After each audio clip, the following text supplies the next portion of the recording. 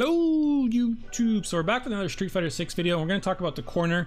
I want to show examples of some of the best players, how they keep the corner and make sure that once they're in there you pretty much lose the round, or how players trying to fight their way out. One of the things I've noticed whenever I do play is that sometimes it's way too easy for me to get out of the corner until I'm starting to reach like the better levels of master where people will actually lock you down. And that shouldn't be a thing, right? I think it should be a skill that a lot of people focus on improving, because once you get people cornered, unless they are very, very good at kind of mixing up how they want to get out, it feels like you can just straight up win the round sometimes. So there's going to be two main things we're talking about. For the person on offense, you have your opponent in the corner. Kind of want to stand right under the timer or a little bit behind. So I would say standing anywhere in this general area is really good, because if you've watched my video about the footsies handbook, we talked about this a bit, but I want to go into depth showing actual examples from so many different top players. Luke isn't allowed to walk backwards here. That's a big deal. It means that anytime Marissa wants to press a button, she can walk forward just a step, press a button. Luke has to block. He has to block it, or he might get counter hit or something. Whereas Marissa has all the freedom to move back, while Luke, if he presses a button, might get whiff punished. That doesn't mean Luke should never press a button, but it's a little riskier for him compared to Marissa, right? Let's just look at what Angry Bird does here. Okay, now both characters are kind of returned to neutral, right? He did the drive rush, which is fine. If you ever want to throw loop someone, or you have like an actual frame trap, of course you want to do it. But when it's like quote unquote neutral, I mean, it's not, because you have such a good advantage in position, but both characters can move freely. You stand here, and he's just doing long range buttons. Like, look how many times he actually crosses this line. Not often. He moves back a bit, gives him some space, kills him. He never once just like walked past here for fun, because then Luke might be able to just jump out, right? And even when he does get the burnout, it's something else I want to talk about. What happens when you burn out your opponent in this situation right here? Here's another example, by the way, right? He's waiting back here behind the line. Get some free damage. Luke does a jump back, and some people are like, oh, I have to fight that, I have to go catch him on the way down. They might dash forward. He doesn't care. Big Bird does not care. What happens when he lands? He still has to get out of the corner. He's still in a very bad spot. So what does he do? He chills. He just waits, he waits. And now Chris Wong is burnt out. What do so many players do as soon as they see a burnout? They go for whatever setup they can to try to land a drive impact. And then your opponent just ends up jumping out, or they interrupt you. Big Bird does not change his game plan a bit. He waits. He wants to see if Chris Wong's going to do anything. He waits like 3 seconds, and then he does the drive impact when he realizes Chris Wong isn't jumping. He isn't playing too aggressive. Maybe he's buffering a super. He just kind of waited out. He's like, wait, I'm not going to do it. You don't have to worry. You don't have to worry. I did it. Right. And that's something we're going to talk about. Trying to get out of the corner is the same concept of mixing up your timing. We look at like another example. Let's just draw the line to see. It's curved, but whatever. How many times he actually walks past it? Here he does, because he's trying to frame trap him. But the second that he's allowed to move freely, kind of moving back, using his long reaching pokes, and Chris Wong's chilling. And exactly like we talked about, Chris Wong, you have to be kind of comfortable yet unpredictable at the same time. What did Chris Wong do this entire clip? He chilled. He walked forward, blocked, walked back a bit, blocked. If he had any space, he blocked a lot. Just watch Chris Wong. Oh, he got hit here. Okay, not the biggest deal ever. He's blocking. He's not mashing jab. He's not trying to jump for fun, because he knows Big Bird's waiting for these things. And after waiting so long, he walks forward just like this much, does a crouching medium kick, and a counter hits. So these are pretty much, this is like the reason I want to start off with these clips, because the big idea here is on offense, you want to wait, you don't want to kind of commit, but on defense, you don't want to just like YOLO jump out, you don't want to YOLO drive rush out, because those are the ways that people, it's like when good players are waiting for those things. You want to make them believe as if it's a conversation. Chris Wong's telling you, bro, I'm chilling, I'll block for days, whatever. And then as soon as Big Bird, you know, kind of listened to that, Chris Wong changed his mind, walked forward, surprised him. So I want to show you kind of just a clear difference between a good and a bad example here. And they're both going to be from Goichi, right? So watch this. Okay, Goichi does his fireball. What does that do? It kind of puts him right under the timer after his block string. He does a far-reaching normal, right? Not too committal, nothing crazy. What does he do? He walks back right away. Why does he walk back? Because that means if Kazunoko drive rushes, if he jumps, or if he presses a button here, every single one of those options will either just miss Goichi, or he can whiff punish them or like stuff it, right? So this drive rush, he can stuff it out if he reacts. Let's say Kazunoko did stand heavy kick. He could counter hit it if he reacts, or sorry, whiff punish it. Let's say Kazunoko jumped. He can anti-air it if he reacts. So it was such a good, simple idea. Let's just walk back a bit. Kazunoko picks drive rush, it gets stuffed. Right? Maybe stuffing drive rush isn't easy, but the point is here, Kazunoko had literally no options that could safely get him out of the corner. If he wanted to get out of the corner, it's not like it's literally impossible, but again, he would have to pick a very like slow, methodical walk forward just a bit, because any YOLO option here is Goichi can punish it. I mean, sometimes you might not, right? Maybe Kami does stand heavy kick and he doesn't whiff punish it. Yeah, it's not that easy. But the idea is that he can. So if Kazunoko wanted to get out of this situation, he had to take it very, very slow. He didn't. I think he's going to die for it. He does. Yeah. Right, so very, very good from Goichi. Just like, it's very hard for Kazunoko to win that round the second he got cornered, because Goichi played in a way where he can, he might not, react to every thing Kazunoko does to get out of the corner. Let's look at an example that's not so good. Again, okay, Goichi, fantastic player, way better than me. I think we can all agree. Maybe could have taken a different approach in this one situation. They trade, they're both chilling, he jumps. What does Kazunoko do? He literally just walked under him. And now he's gonna take 1,000,000 damage, and Kazunoko's out of the corner, right? So this is earlier into the set. The clip we watched first was later. So maybe, you know, he quickly adapted and realized I don't have to take risks like this. Maybe not, but the idea here is that he's a bit further than the timer. There's not much Kazunoko can do here to just get out of the corner. Kazunoko is actually playing it pretty well. He's walking forward, blocking, walking back. He's making it seem like he's chilling. But this jump, like, the only upside to it is that maybe he jumps over like a Kami stand heavy kick, but he can also whiff punish that by just walking back a little bit. It's a very like YOLO move, and in this case, it means Kazunoko gets out of the corner for free.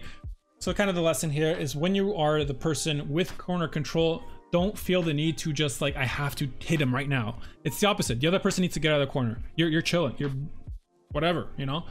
Your goal is to just make sure the position stays the same, which is much easier than the opponent's goal is, I need to get out or hit this person. They're way more limited, way more limited. So here's an example of Chris CCH trying to get out by essentially finding the right time to push a button. And it doesn't work out for him many times in a row, right? This is not to say you should never push a button when you're on defense. Sometimes you have to, but look, he just jabbed. All he did is jab, gets hit.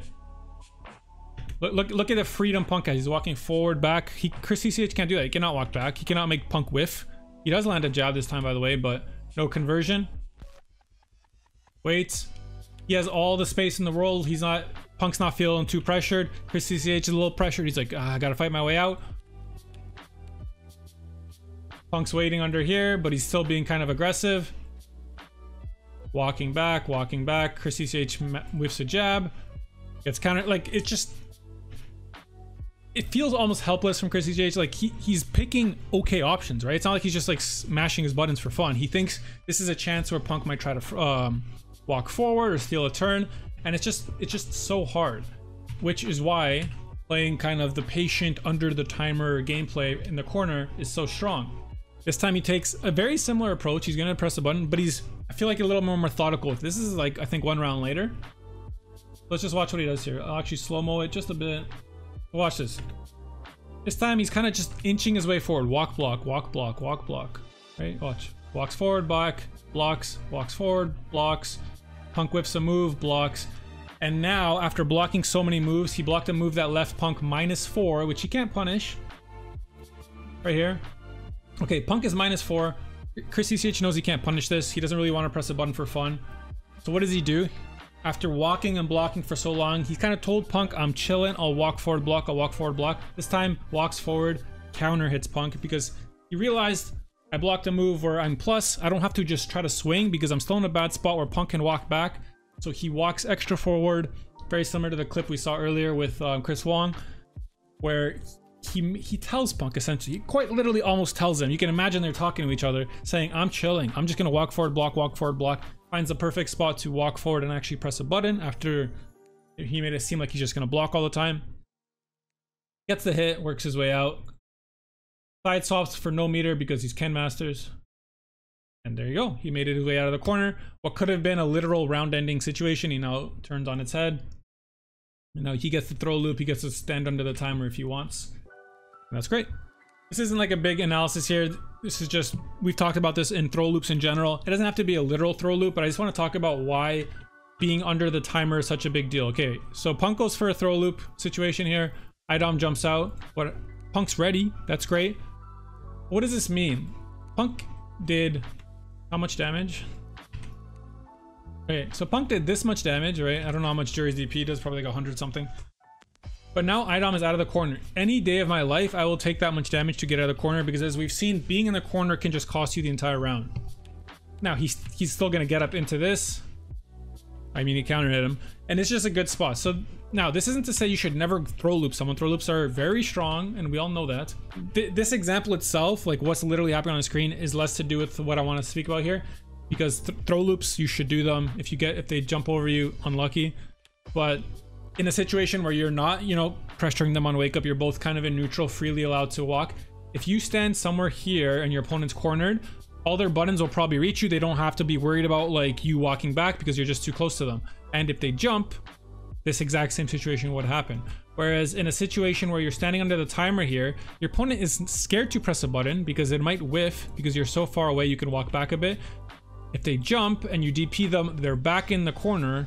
Like the idea that I'm trying to drive home here is like under the timer and further, it's just even if it feels like you cannot pressure them as well as you would like to if you were closer, there's kind of more inherent pressure on your opponent because they have less options of getting out. And their goal here is to get out, not really to just hit you. Again, I don't want to make it seem like that means you shouldn't go for throw loops. You should. More so in this video, we're talking about when you have the freedom to kind of pick any option you want, when both players do, not like pressuring their wake up, right? So Moke ends a string here that kind of puts him under the timer. What's he going to do? He's going to use long range normals, or he's going to do frame traps. Right, Punk is burnt out, so this means Moke's plus. He could do his long range normals. It's very hard for Punk to press buttons here. And he's standing here, which means if Punk jumps, which, you know, I kind of spoiled it, he does. If he anti-airs, Punk is just back in the same situation. But very, very good for Moke here. Here's another example. Okay. So after this tech throw, I swear to God, if I opened up Street Fighter 6 right now and I picked a character who's in like Diamond, and this exact situation happens, I have someone cornered, we take a throw, 8 out of 20 times, okay? Why did I say that? 8 out of 20, that's not that much. 20 out of 8 times, okay? Like almost every time, someone will either just choose to jump, they'll choose to drive rush, or they'll use a long reaching normal. And Chun-Li just inherently beats every one of those options. Like we saw in the Goichi clip against Kazunoko where he drive rushed. Just by being here, Cammy cannot do a free like YOLO option without losing. No normal reaches this far, she gets whiff punished. If she jumps, gets anti-aired. If she drive rush, it gets stopped. Now, all of those things are hard to account for. The person on like the Chun-Li would have to be very good to cover all of them. But theoretically, there's nothing free. So what does Punk do? He waits, he chills, walk forward, block, walk forward, block. He does press buttons, but he's doing them after some time that Moke is not ready. Like the key thing I want to take away here is obviously everything we talked about for the person who has the corner. For the person trying to get out of the corner, you really have to mix up your timing. Like I said earlier, I think it's like a good explanation is you have to be comfortable yet unpredictable. Show your opponent, hey Moke, I'm chilling, I'm walking a bit, I'm pressing moves that are hard to whiff punish, not too much lag, he's probably buffering drive rush into them in case he does stuff something. Moke will get comfortable here through a fireball at the worst time possible because Punk was just chilling, right? Watch. Look how long. The timer was at 72 when the tech throw happened. They're chilling, they're chilling, they're chilling. 67, right? Almost 5 seconds of Punk telling Moke, I'm not in a rush to get out of the corner, man. I will walk block, I will press very safe buttons. And then he chose to go aggressive, similar to what we talked about with the Chris CCH clip. So yeah, overall, I just wanted to really talk about the corners. I think it's such a fascinating spot where you can quite literally win a game just by cornering someone who is not comfortable getting out. But if you are comfortable, can fight your way out. It's an uphill battle. Again, I'm showing very cherry-picked clips of people getting their cornered. There's millions of probably YouTube videos of someone gets cornered once, they lose the whole round because it's scary in Street Fighter 6. I hope you learned something. If you did, I would appreciate a like, comment, and subscription. If there's anything else you'd like to break down, like very specific situations, or we could look at clips from many different top players, that's something I want to do. So we kind of get a better understanding of kind of theoretically which options beat what, so we can pick better options in general. And yeah, stay beautiful, my friends. I'll see you next time.